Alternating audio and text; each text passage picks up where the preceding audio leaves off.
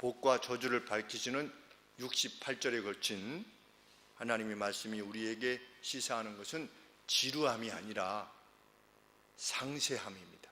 하나님께서 지루함을 위해서 이 말씀을 주신 것이 아니라 하나님의 뜻을 상세하게 밝히시기 위해서 이 긴 구절의 말씀을 우리에게 주셨습니다. 성경이 분명히 밝히는 바는 하나님께서는 복된 길과 저주의 길을 애매모호하게 하시지 않고 명백하게 밝히셨다는 것입니다. 그래서 제가 몰라서 그랬습니다 라고 말할 수 없을 만큼 명백하게 드러내셨다는 것이죠. 제가 늘 비유하여 말씀드리지만 진리는 한 조각으로 되어 있지 않고 수많은 픽셀로 되어 있습니다. 우리가 TV를 보는 것이 픽셀로 되어 있는 것을 우리가 보지 않습니까? 그래서 그 픽셀이 높으면 높을수록 화면을 선명하게 보게 되는 것인데, 하나님께서는 이 두꺼운 성경을 통해서 하나님이 어떤 분이시며 하나님의 뜻이 무엇인가를 아주 상세하게 밝힘으로 우리로 저주의 길이 아닌 복됨의 길, 생명의 길로 나아가기를 원하신 것입니다. 그래서 하나님께서는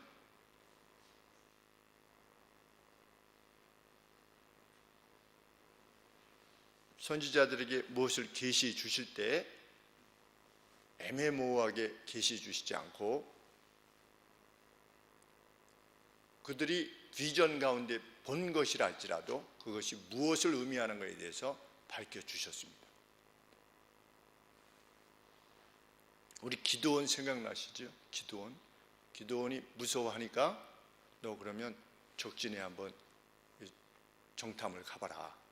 그랬더니 그 상대 적군의 병사들끼리 서로 이야기를 나누는데 저 기드온 저쪽에서 그냥 떡덩어리가 하나 이렇게 굴러 들어오더니 우리가 이렇게 다 망하게 됐다. 이 떡덩어리가 무엇인가에 대해서 알게 하시는 거지요. 그것이 무엇을 의미하는 것인지. 계시의 주된 목적은 무엇입니까? 우리의 복됨입니다. 그렇죠? 우리의 복됨. 하나님께서는 가나안의 진입이 곧 복됨을 의미하는 것이 아니다라고 하는 사실을 명백하게 말씀하십니다. 이것은 마치 교회에 다니는 것이 복을 확정하는 것이 아님을 밝히는 것과 마찬가지입니다. 교회에 다닌다고 다 복된 자리에 이른 것이 아니라는 것이죠. 어디에 있느냐가 중요한 것이 아니라 하나님의 말씀에 순종하느냐 여부가 결정한다는 것입니다. 그래서 복의 단서는 늘 우리 1절에 보시면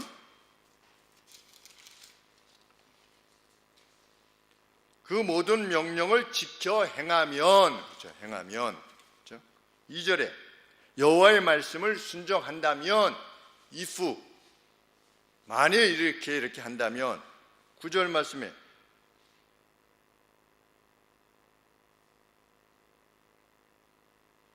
내가 내 하나님 여호와의 명령을 지켜 그 길로 행하면, 그렇죠? 그것을 전제로 한 것입니다. 그럴 때 가나안 땅이 복된 땅이 될 것이다.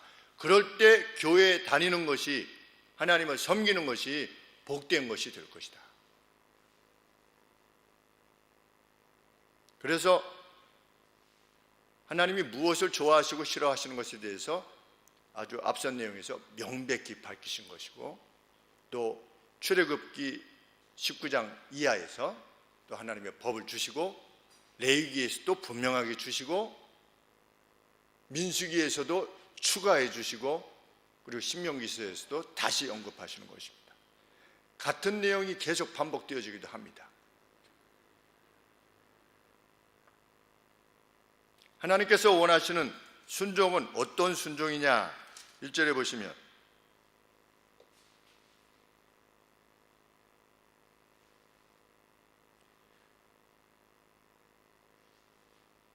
부지런한 순종입니다. 부지런한 순종.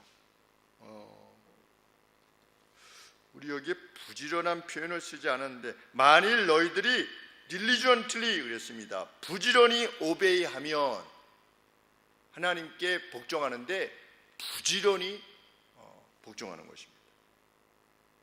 그리고 명령을 지켜 행하면 그랬는데, 원문에는 being careful 그랬습니다. being careful, 주의 깊게. 그러니까 하나님이 원하시는 순종은 그냥 하나님 믿는 사람으로서 뭐 이런 거 있겠거니 뭐 이렇지 않겠어? 라고 생각하는 것이 아니라, 하나님이 이 상황에서 정말 무엇을 원하셨지, 이것에 대해서 부지런히 살피는 겁니다. 그 원리를 내 가슴에 품기 위해서. 그 다음에 그것을 행할 때 아주 주의 깊게 행하는 것입니다. 가령 제사 음식을 먹을 것이냐 말 것이냐, 성경에 제사 음식을 먹지 말라 있습니까 없습니까? 이방신에게 제사를 드린 것을 먹으라 말라 있습니까 없습니까? 있는 것 같습니까? 없는 것 같습니까? 네, 없는 것 같죠. 그렇죠. 그런데 우리 고린도 교회에서는 이런 문제가 발생하지 않았습니까? 그러면 하나님의 법을 집행해야 됩니다. 교회는. 그래서 교회 내에 갈등이 발생한 겁니다. 먹는 사람은 무엇이라고 생각해서 먹은 겁니까? 하나님이 주신 음식인데 선하지 않은 게 어디 있느냐? 우상은 있지도 않는 건데 먹어도 돼. 먹지 않은 사람은. 아니, 이방신에게 이 고사를 한 것을 믿는 사람이 어떻게 먹어? 이래서 먹지 않았습니다. 누가 옳은 겁니까? 사도 바울이 누가 옳다고 그랬습니까? 둘 다 옳다고 그랬습니다. 먹을 수도 있고 먹지 않을 수도 있다. 그러면 하나님의 법은 뭡니까? 하나님의 법은 그 근거가 있어야 될 거 아니겠습니까? 근거.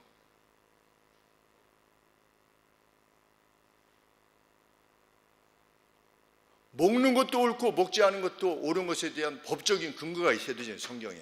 그냥 그렇지 뭐.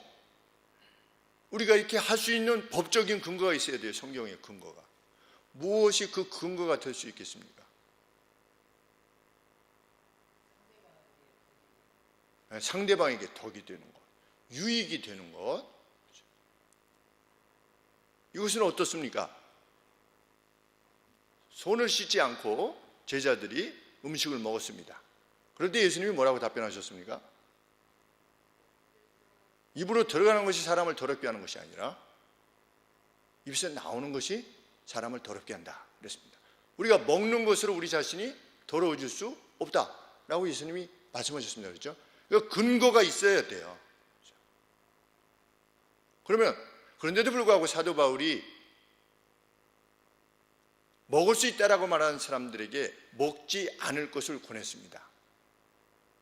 말씀하신 것처럼 덕을 위해서 그랬습니다. 연약한, 아직 믿음이 연약한, 그것은 근거 구절이 무엇입니까?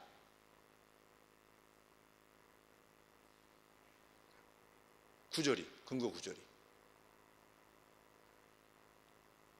내 이웃을 내 몸과 같이 사랑해라.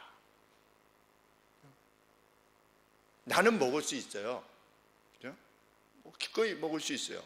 그런데 상대가 내가 그것을 먹는 것을 보고 시험에 들게 되면 혹이나 믿음에 상함이 올까 봐 내가 먹는 것을 절제하는 것입니다. 이웃을 위해서 절제하는 것입니다. 이런 근거 구절들이 우리의 뼛속에 각인되어 있어야 됩니다. 그래서 어떤 상황이 발생하면 그 말씀으로 달려가는 겁니다. 그런 픽셀들이 우리 안에, 원리들이 우리 안에 다 있어야 되는 거죠. 그래서 주야로 묵상하는 자로다. 뭘? 여호와의 율법을 주야로 묵상하는 자로다. 누가? 복 있는 자가. How blessed 그랬습니다. 이런 사람들은 얼마나 복된 이들인지 알 수 없다. 왜? 말씀으로부터 벗어나지 않게 되면 하나님이 주시는 복됨을 누릴 수가 있으니까.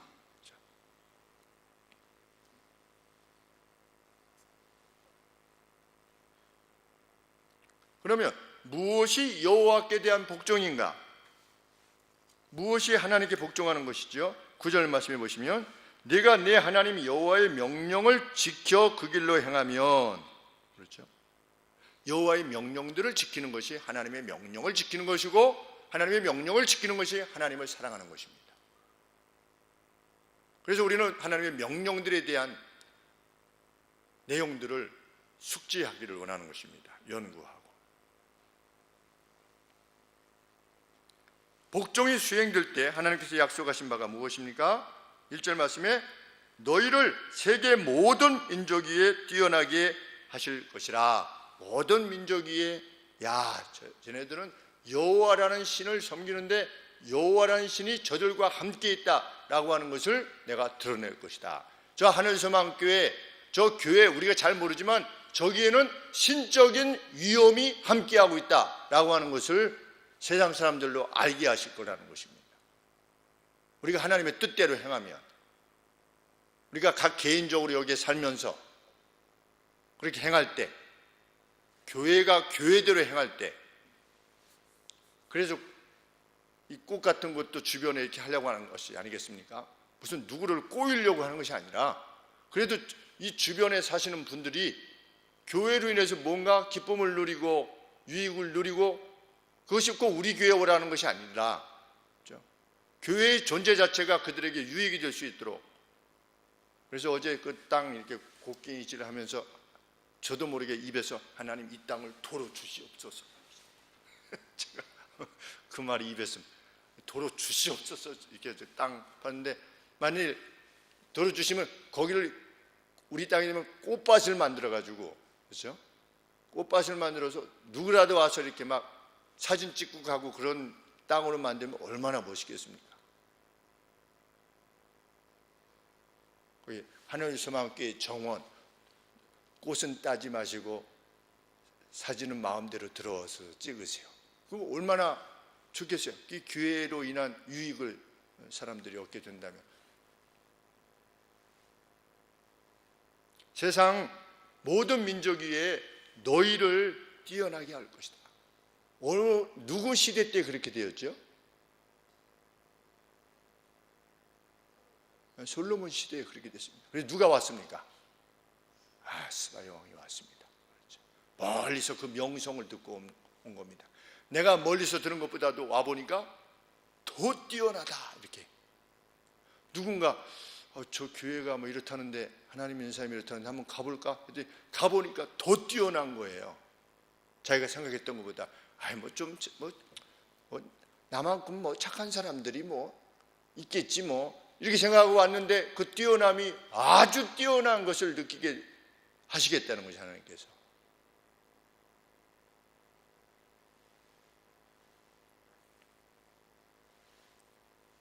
이 절 말씀에 보면 복들이 그 복종하는 민족 위에 있을 것이며, 이 모든 복이 너희들 위에 임하여 내게 미치리니 그랬는데, 이 오버테이크라고 하는 단어를 사용했어요. 이거는 뭐냐면 복이 막 쫓아와서 우리를 잡는 거예요. 세상은 복을 막 추구하잖아요. 그래가지고 이불에다가 길자, 막 이전에, 요새는 안 하는데 길자, 자개장에다 길자, 복자 이렇게 옛날에 붙지 않았습니까? 그리고 중국 사람들은 금색을 좋아한다고 하지 않습니까?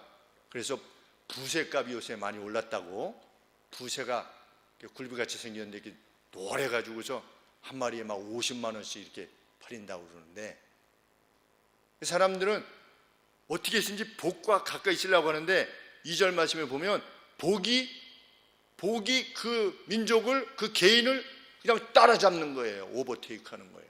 막 뒤쫓아가서 막 따라잡는 거죠. 우리 누가 막 도망가려고 그러는데 막 쫓아가서 잡는 거를 오버테이크라고 그러는데, 복이 막 우리를 따라잡는 거예요. 그 사람을.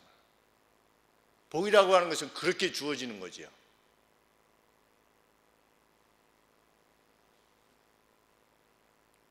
그 복은 범사에 이루어질 것이다.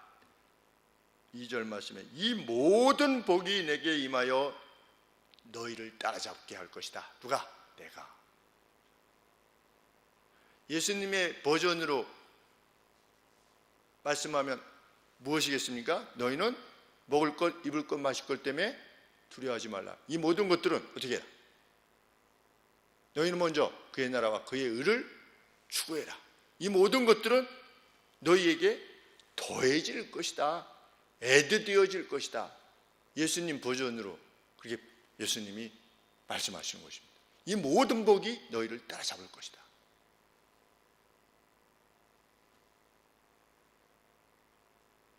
복의 구성은 당시에는 생명을 위협하는 것으로부터 벗어나는 것으로 되어지는 것이죠. 당시에 생명을 위협하는 것이 무엇이겠습니까? 먹거리의 문제, 생존의 문제에 있어서 먹거리의 문제, 그리고 원수의 침공, 그렇죠? 그 다음에 자손이 없어지는 것, 이런 것들로부터의 어떤 그 자유, 이게 복이지요. 그러니까 먹거리가 풍성해지고 사방의 원수로부터 평안을 누리고 자손들이 계속해서 이렇게 많이 별과 같이 많아지고 라고 하는 것이 그 당시에 있어서는 아주 사람들이 소원하는 것이었으며 틀림이 없습니다. 우리도 이전에 저희 할아버님도 폐렴으로 43세에 돌아가셨는데 그냥 폐렴 걸리면 그냥 죽는 겁니다. 그때 당시에는. 페니실린 이게 없었대요. 잘 구하기도 어렵고. 그러니 지금부터 3,400년 전에 전염병에 걸리면 그냥 죽는 겁니다. 낫는 게 없는 것이지요. 그러니 하나님께서 이 부분에 대해서 약속해 주시는 것입니다.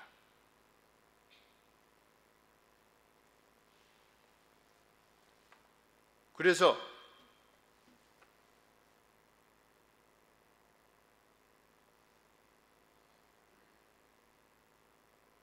(5절) 말씀에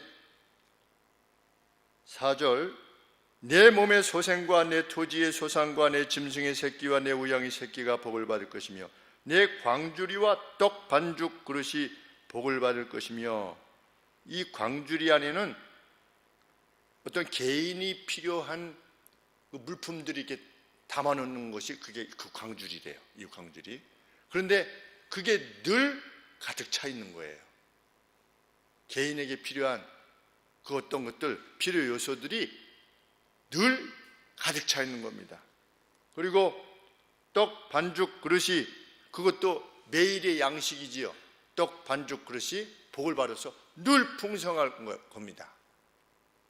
지금이야 뭐 살을 어떻게 뺄 것이냐 우리가 고민하지만 우리가 한 4, 50년 전만 해도 살 빼는 것을 염려하는 사람들은 별로 없었죠. 그렇죠? 그러니 그때는 오직 했겠습니까? 생산량도 지금과 참 다를 것인데, 내가 들어와서도 복을 받고 나가서도 복을 받을 것입니다. 어떤 풍요를 허락하실 것이다. 두 번째, 평안을 주실 것이라는 것이죠. 7절에 내 대적들이 일어나 너를 치리하면 여호와께서 그들을 네 앞에 피하게 하시리니 그들이 한 길로 너를 치러 들어왔으나 뿔뿔이 흩어져서 막 도망가는 겁니다. 7길로 도망가는 거는.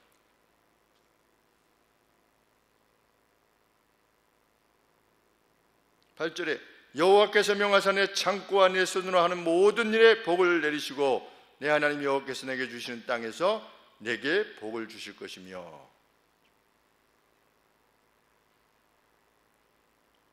결국은 10절에 세계 만민이 보고 너희를 두려워하게 될 것이다. 그래서 성경에 이 계명이 주어지기 전에, 말씀이 주어지기 전에 일반의 사람들이 누구를 두려워했습니까? 하나님의 사람 중에. 그래서 화친하자고 했죠. 우리가 보니 당신에게는 신이 함께하는 것 같으니 화친합시다. 우리 맹세로 우리 계약을 맺읍시다. 상호 평화 조약을 맺읍시다. 누구지요? 이삭입니다. 이삭. 그렇죠? 처음에는 어떻게 했습니까? 그 사람들이 이삭이 우물을 파면 내놔! 이래가지고 뺐고, 그래? 그럼 다른 데 가서 또 파면 우물 파기가 얼마나 힘들겠습니까? 지금도 우물 팔려면 힘든데 또 파면 내놔! 그래가지고 그쪽에서 또 빼앗고 또 팠잖아요. 그렇죠? 그리고 나서 그러한 생활을 하고 있는데 이방 민족들이 그 가나안 지역에 있었던 그 족속들이 이렇게 지켜보니까 이건 아닌 거예요. 뭔가 자신들이 잘못한 거예요. 그러니까 어떻게 한 겁니까? 그들이 와가지고 미안하다고 했겠죠. 그동안에 우리가 우물 뺏은 거 미안하다. 그러니 어떻게 하자? 우리 계약을 맺자. 평화 죄약을 맺자. 그랬더니 이삭이 그래 맺자. 그래가지고 이게 하나님의 사람인 겁니다. 얼마나 존엄이 있는 것입니까? 하나님의 사람. 참 뭘 남의 것을 어떻게 해가지고 뭐 이렇게 내 걸로 만들려고 막 이렇게 한다든지, 혼자 잘 먹고 잘 살려고 막 밤낮으로 이렇게 막 한다든지, 무슨 노후의 준비를 어떻게 한다 해가지고 막 이것저것 막 고민해가지고 막 머리를 쓰는,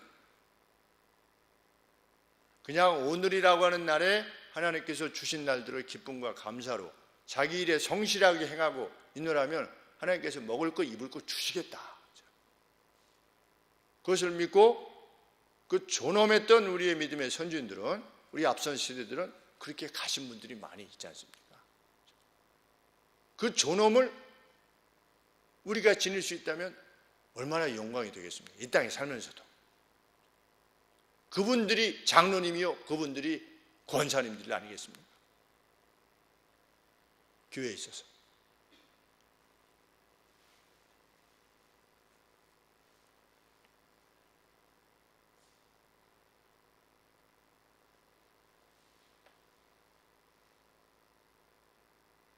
11절에 내 몸의 소생과 내 육축들의 소산으로 많게 하실 것이다.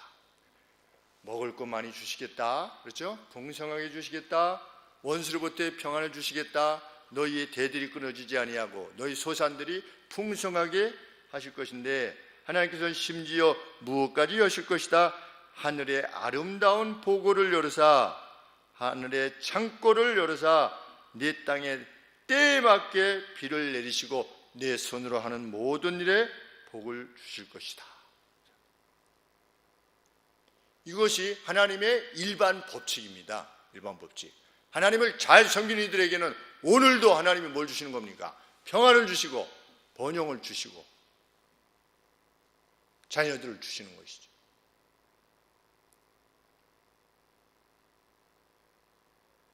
육의 자손뿐만 아니라 영의 자손, 우리는 계속 낳는 거 아니겠습니까?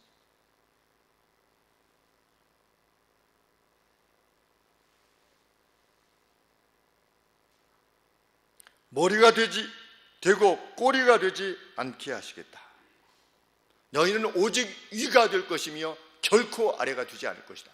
이것이 보편적인, 물론 하나님의 특별한 목적이 있으셔서 낮추십니다. 누구? 사도 바울과 같이 낮추시는 분도 있는 겁니다. 왜? 특별한 은혜를 그에게 주시기 위하여 하나님의 특별한 섭리가 있는 것입니다. 그러나 보편적인 원리는 우리는 그렇게 살아가는 겁니다.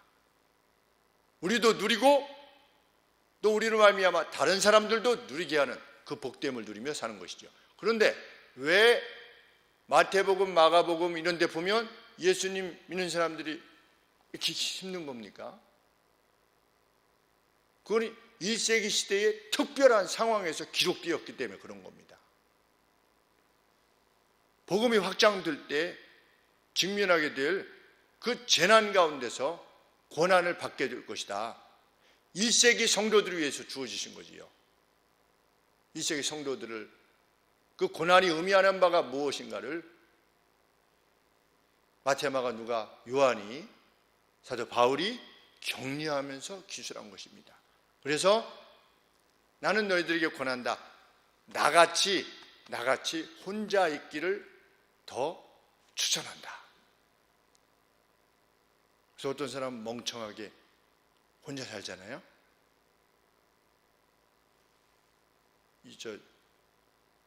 로마 교황청 신부들이 혼자 산다고 이렇게 하는데, 사도 바울이 뭐라고 그랬습니까? 때가 악하기 때문이다 그랬습니다. 때가 악하기 때문이다. 혼자 사는 것이 보편적인 원칙이 아니고 때가 악하기 때문이다. 지금 상황 자체가 굉장히 어렵다는 겁니다. 그래서 혼자 믿음을 파수하기도 어려운데 가족들까지 이렇게 동행이 되면 복음을 내가 예수 그리스도를 믿습니다 라고 한다는 것이 얼마나 어려운 일이 되겠습니까? 그러니 지금 이 어려운 때에 누군가 혼자 되었다면 그냥 혼자 살아라. 혼자 살기를 더 추천한다. 그렇게 말한 것이죠.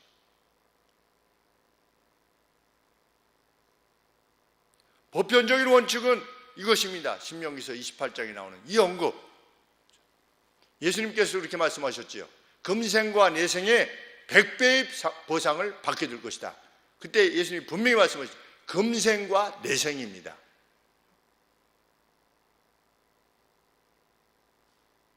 예수님 믿는 사람은 이 땅을 살면서 고생 진탕해야 된다. 성경이 없어요. 의를 위한 고난에 직면할 수 있다. 그렇지만 성경이 고생해라 이렇게 말하고 있지는 않는 겁니다. 그러면 잘 맞고 잘 살아라 이렇게 말씀하고 있지도 않죠. 그렇죠? 하나님이 주신 대로 살되 무슨 청렴은 해야 되지만 무슨 청빈, 무슨 선비와 같은 삶, 성경에 그렇게 말하고 있지 않은 겁니다. 아리마대 요셉 부자였지 않습니까? 다 팔아야 돼요. 그렇죠?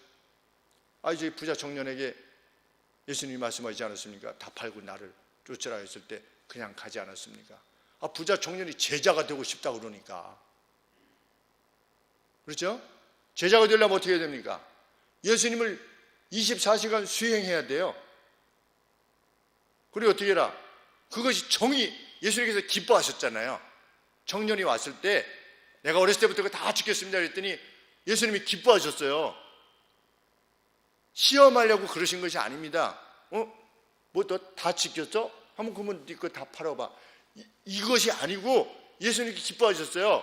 그래서 그래? 그러면 너 왜 예수님은 제자가 된다고 하는 것에 대한 가치를 가장 잘 아시는 분이시니까 그래? 그러면 너 네 제자가 되라. 네 것을 팔고 이제 정리하고 나한테 와서 나랑 이 길을 가자. 그런데 부자 청년이 그렇게 못한 겁니다.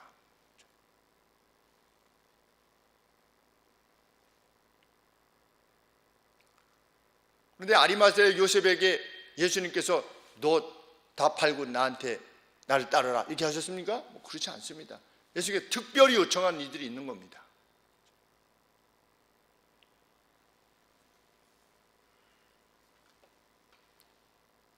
우리는 부를 악의 표상으로 이해하면 안 되는 겁니다. 근데 세상은 자꾸만 우리나라의 세상, 우리나라와 세상도 점차로 어떻게 됩니까? 부를 마치 악과 동일시하려고 그래요. 그것은 결코 성경적이 아닌데 어느 사이에 우리도 그렇게 가고 있는 겁니다. 권위에 있는, 좋은 의미에서 권위를 지니고 있는 사람들을 무조건 부정하고 반성경적으로 나가는 거지요. 우리 시대가. 그러면 하나님께서 이 땅을 벌 주실지 모릅니다. 진실로. 성경의 가르침들과 역으로 나가는 것이죠.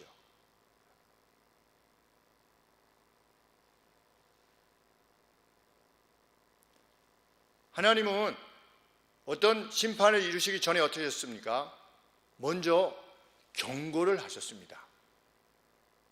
분명하게 경고를 주십니다. 하지 말 것을 권합니다. 그리고 그가 돌아서면 어떻게 하는 겁니까? 잘못됐다고 하면 용서해 주시는 겁니다. 네가 잘못됐다고 할지라도 네가 잘못한 것은 어쩔 수 없어. 너 벌 받아야 돼.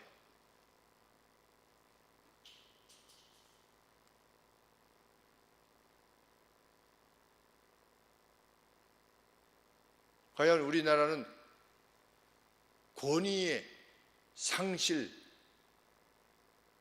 넘치는 방향으로 흐르고 있는데 결코 성경적이 아닌 것이죠. 정말 안타까운 일입니다.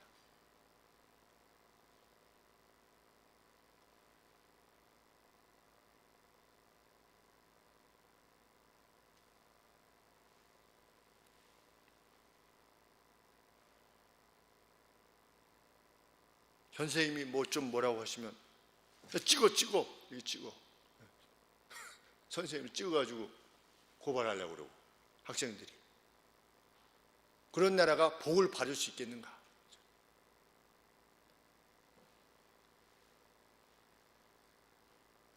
교회마다 문제가 생기면 성경에 명백하게 너 교회 일에 문제가 있으면 세상 법정으로 나가지 말라 명백하게 말씀하셨는데 교회마다 문제가 되면 결국은 세상 법정으로 나갑니다.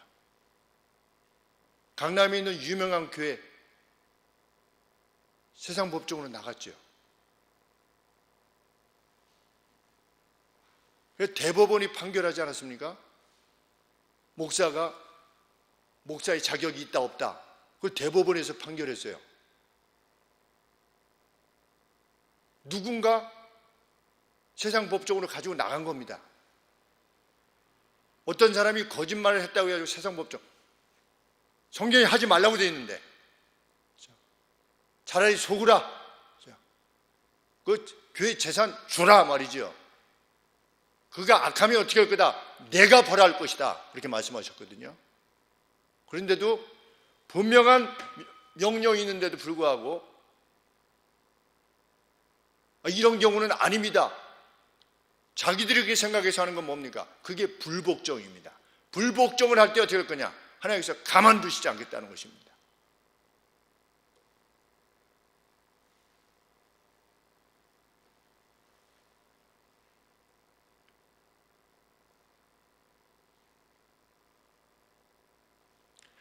이후에 하나님께서 14절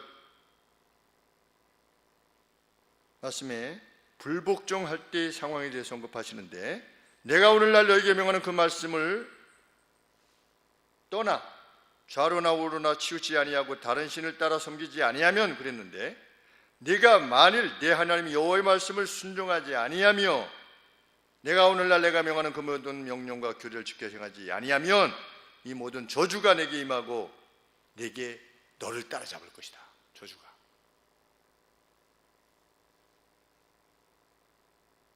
그런데 복은 14절이에요. 그렇죠? 근데 저주는 54절이에요. 그러니까 14절, 54절이니까 이 차이가 엄청난 거예요. 그렇죠? 그래서 대부분은 앞절만 읽고 끝나요.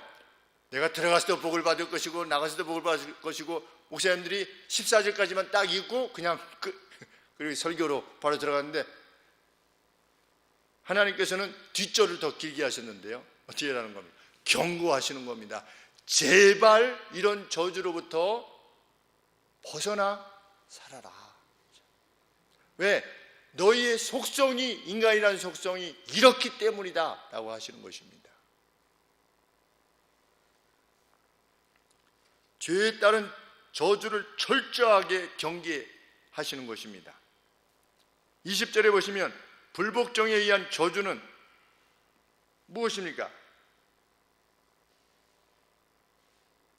여호와께서 내가 악을 행하여 그를 잊음으로 내 손으로 하는 모든 일에 여호와께서 저주와 공구와 견책을 내리사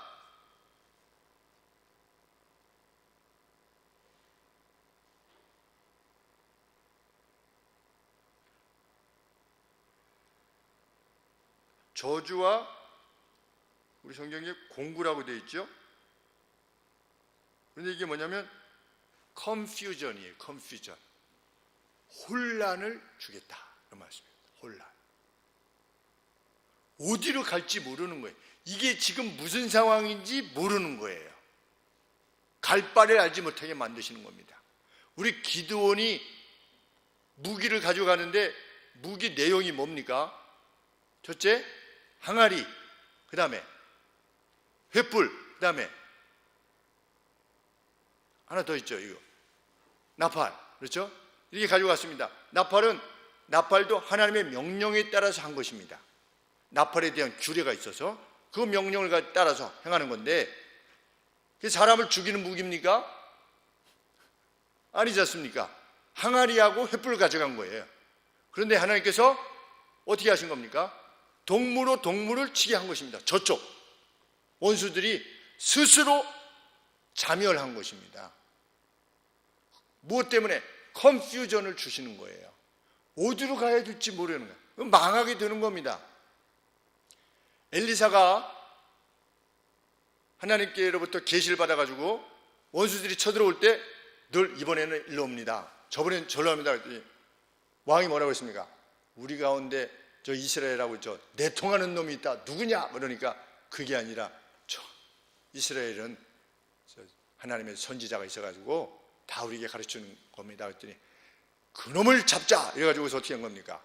밤새 와가지고 말 타고 와가지고 성을 에워싸지 않지 않습니까? 이제 사원이 나가서 딱 보더니 아침에 보니까 딱 나가보니까 어떻게 된 겁니까? 완전 부의된 거예요. 그렇죠?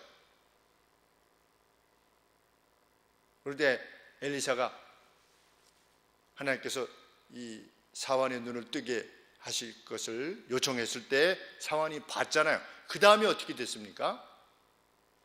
적군들이 눈이 어두워졌어요. 그렇죠? 장님이 된 겁니까?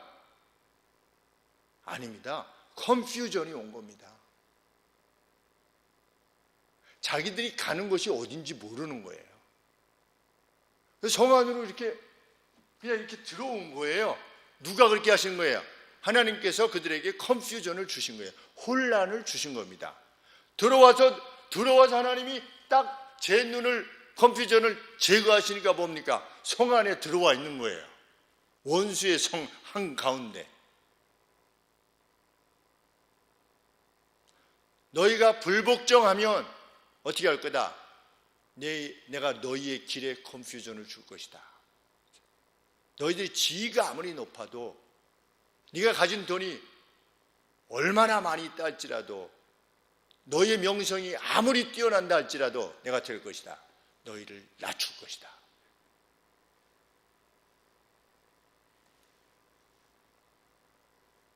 사울이 그래서 죽었고 미쳤다가 살아난, 다시 제정신 찾은 사람이 누굽니까? 바벨론 왕 느부갓네살. 그렇죠? 내가 이룬 이 제국을 봐라 했는데 그냥 갑자기 정신이 나게끔 하나님께서 하셔가지고 소처럼 풀을 뜯어먹고, 이렇게 그 머리가, 참 성경 표현 보면 머리가 독수리 깃같이 이렇게 돼가지고서, 그러니 머리가 어떤 상태에, 요즘 치면은 무스 바른 것처럼 이렇게 막, 그렇죠? 뭘 안 해가지고서 그렇게 있다가 다시금 하나님이 용서해 주셔서 이렇게 되지 않았습니까? 그 느부갓네살 왕이. 21절에 보시면 전염병과 폐결핵과 열과 염증과 칼과 병충해, 곰팡이, 이 모든 것들을 그들에게 내가 더할 것이다. 그들이 죽어서 완전히 디스트로이 될 때까지, 완전히 파괴될 때까지 내가 그렇게 행할 것이다. 하늘이 뭐가 되겠다 하시겠습니까? 하늘이 뭐가 되도록 하시겠다? 몇 절이지요? 23절에 내 머리 위에 하늘은 노시 되고 비가 오야 되는데, 노시 되고 내 아래의 땅은 쇠가 될 것이다. 아무 소출이 없는.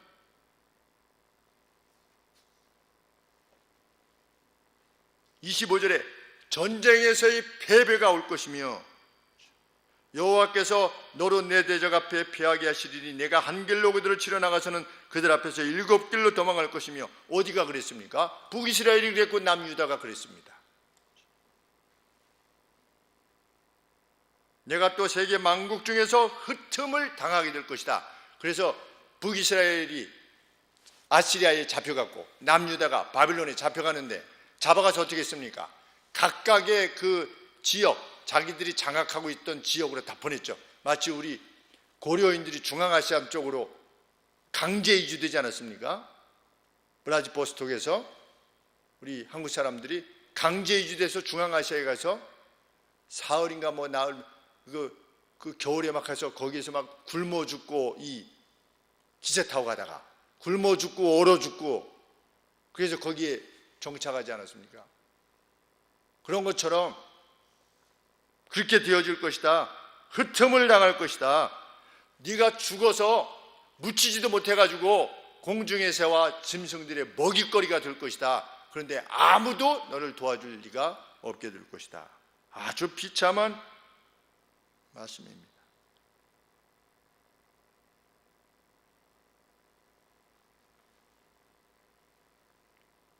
네가 준비했지만 준비한 모든 것들이 남의 것이 될 것이고, 특별히 30절에 네가 여자와 약혼하였으나 다른 사람이 그 여자를 취하여 갈 것이다. 미치지 않겠습니까? 미치겠지요. 그런 상황이 되는데 어떻게 할 수가 없는 겁니다. 자기 약혼녀가 상대에 의해서 겁간을 당하는 그런 상황인데도 아무런 것을 행할 수 없는 그런 상황이 된다면 얼마나 미치게 되겠습니까? 우리 독일군이 소련의 수도였지요. 거기 가서 막 공격을 하려고 하다가 결국은 실패해서 퇴각해서 베를린이 함락되었을 때 소련군이 복수로 독일 여자 200만 명을 겁탈한 겁니다. 겁탈하고 나서 바로 죽이고, 그런 어떤 잔인함이 전쟁과 전쟁 사이에 있었던 것이죠. 뭐 일본군만 그렇게 한 것이 아닌 것입니다. 독일군이 다른 나라를 그렇게 했고 다른 나라 역시 그쪽을 공격했을 때 또 그렇게 한 것입니다. 전쟁의 그 비참함이죠.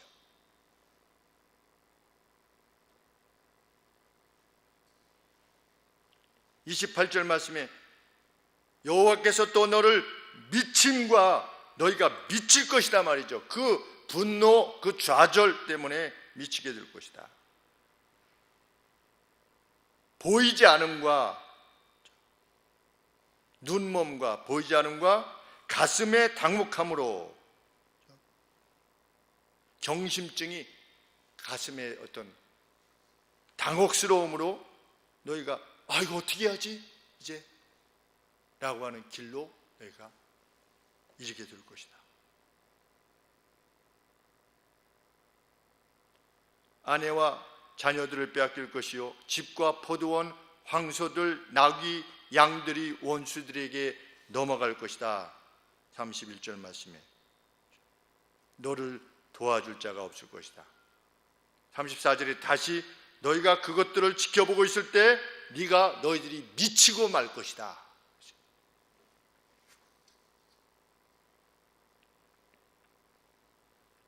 그렇게 돼서 그렇게 너희들이 넘겨지게 되어서 결국은 너희들이 원하는 바대로 행할 수 있게 될 것이다. 너희들이 원했던 바가 뭐냐? 36절 말씀에 너희들이 그토록 원했던 여호와께서 너와 네가 세울 내 임금을 너희들의 임금을 너희들이 세울 내 임금, 그 사울이지요. 그렇죠? 하나님이 왕이 되시겠다고 했는데 우리도 이방처럼 왕이 필요합니다 라고 하게 될 때에 너희가 세울 너희의 임금을 너와 내 열조가지 못한 나라로 끌어가리니 너희들이 거기서 목석으로 만든 다른 신들을 너희의 뜻대로 섬기게 될 것이다. 너희들이 돈을 그렇게 좋아해? 그래서 나를 떠나? 그럼 너희들이 돈을 섬기게 내가 만들 것이다. 가서 이방으로 끌려가서, 지금으로 치면은 교회를 떠나서 돈의 종이 되게 할 것이라는 거지요. 지위 얻게끔 할 것이라는 것입니다. 하나님으로부터 떠나가서 저주인 것이지요.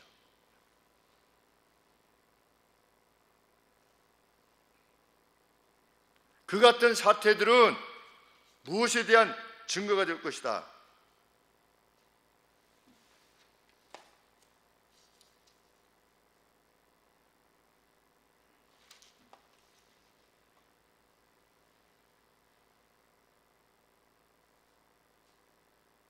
(47절에) 네가 모든 것이 풍족하여도 기쁨과 즐거운 마음으로 네 하나님 여호와를 섬기지 아니하는 것, 그것에 대한 46절, 이 모든 저주가 너와 네 자손에게 영원히 있어서 표적과 감기가 될 것이다 그랬는데, 사인과 놀라움이 될 것이다, 기적이 될 것이다. 어떻게 그렇게 돼서 야, 저렇게 뛰어났던 나라가 저렇게 그냥 일시에 끝장나는구나. 야, 여호와라는 신은 정말 살아계신 신이구나 라고 하는 사인이 될 것이다. 하나님을 섬기는 나라를 복주심을 통해서 하나님이 살아계심을 증거하시기도 하겠지만, 하나님을 떠난 나라를 완전히 멸절시키심으로 하나님이 살아계심을 드러내시겠다. 그것이 하나님의 선언입니다.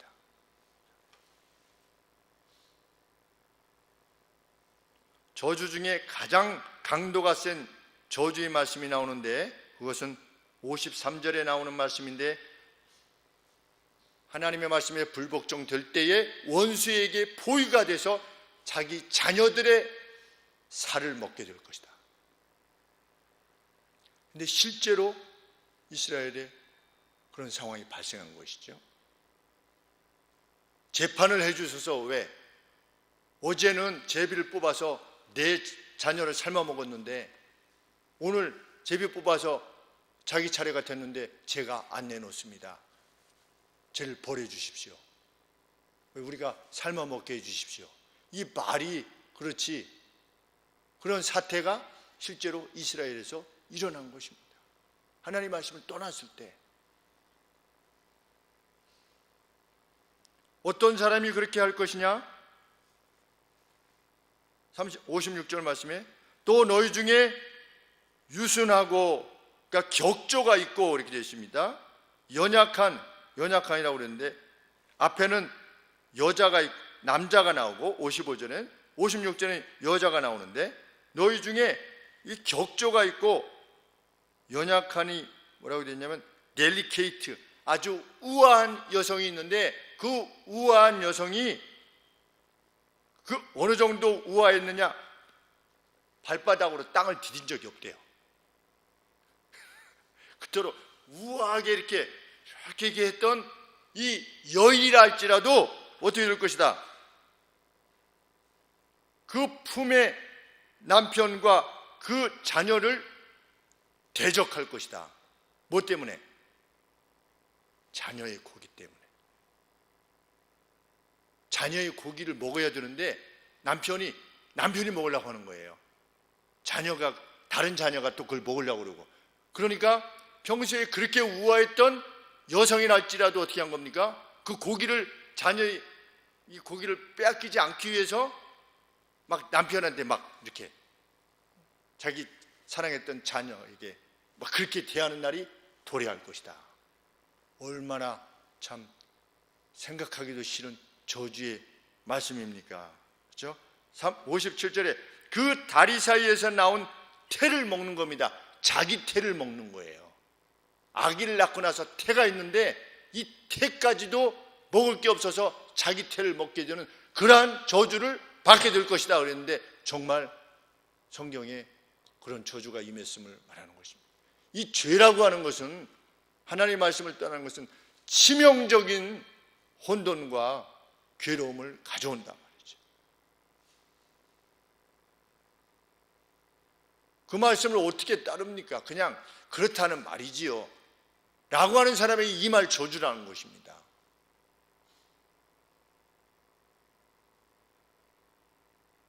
그래서 사역자들은, 목사는 하나님의 분명한 말씀을 전하기 위해서 온 힘을 다해야 되는 것입니다.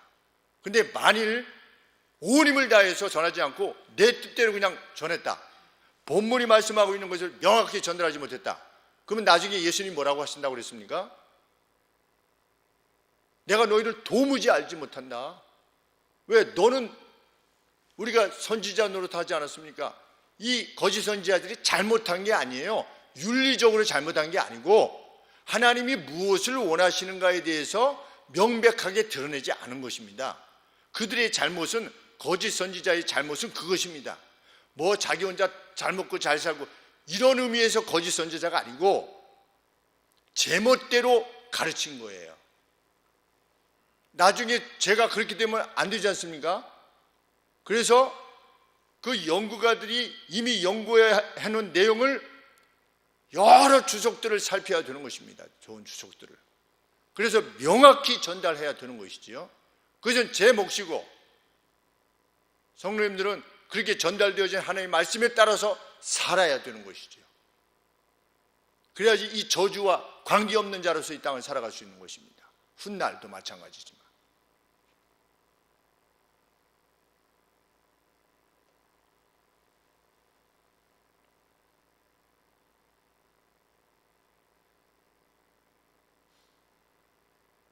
(62절에)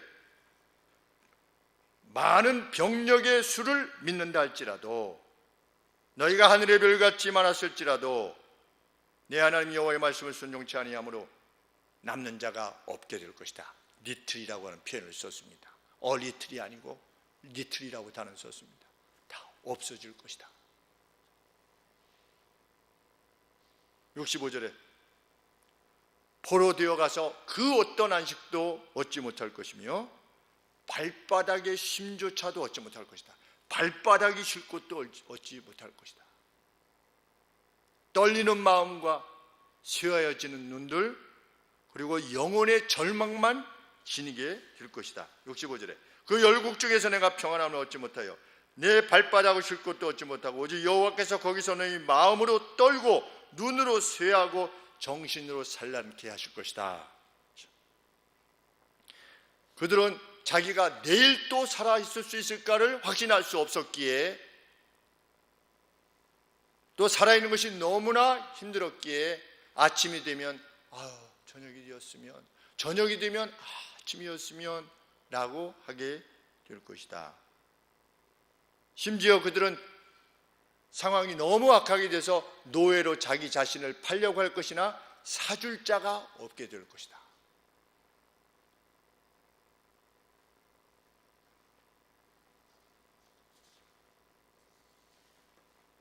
우리에게 주어진 하나님의 말씀은 어제나 오늘이나 동일한 하나님의 원리가 담겨져 있는 말씀입니다. 그래서 우리 구약에 보면 어떤 상황들이 발생할 때 어떻게 합니까? 늘 묻지요. 그렇죠? 제사장들에게 묻든지 레위들에게 묻든지 유사들에게 묻든지, 그래서 하나님의 뜻이 무엇입니까를 묻습니다. 자잘한 것이야 자기가 기억나는 대로 하지만 조금 중요하다고 싶은 것들은 사역자들하고 상의하는 겁니다. 그래서 그 원리가 무엇인가에 대해서 알고 행하기를 원하는 것입니다. 왜? 좌로나 우로나 치우치지 아니할 때, 그럴 때 이러한 복됨이 주어질 것이다.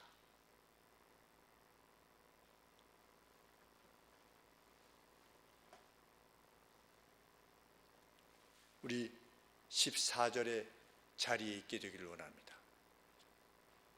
15절 이하와는 전혀 상관없는 이들로서 우리가 우리 인생을 살아낼 수 있게 되기를, 그리고 이 자리에 있다고 하는 것은 그것을 사모한다라고 하는 증거로서 하나님 앞에 사인이 될 것이라 믿습니다.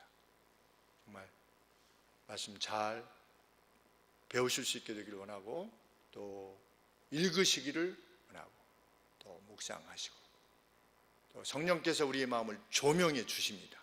그렇죠? 그때 깨닫게 하시는 감동대로 행하게 되면 이 모든 은총이 이 땅에서조차 우리의 것이 될 것이라 확신합니다. 기도하겠습니다. 하나님, 저희와 저희의 뒤를 이어서 이 교회를 구성할 우리 사랑하는 자녀들 대대손손이 하나님의 말씀을 확신하며 하나님을 즐거움과 기쁜 마음으로 부지런히 조심스럽게 순종해 나가는 그런 은총을 저희들 모두에게 허락하여 주시옵소서. 간절한 심령으로 우리 주 예수 그리스도 이름으로 기도합니다. 아멘.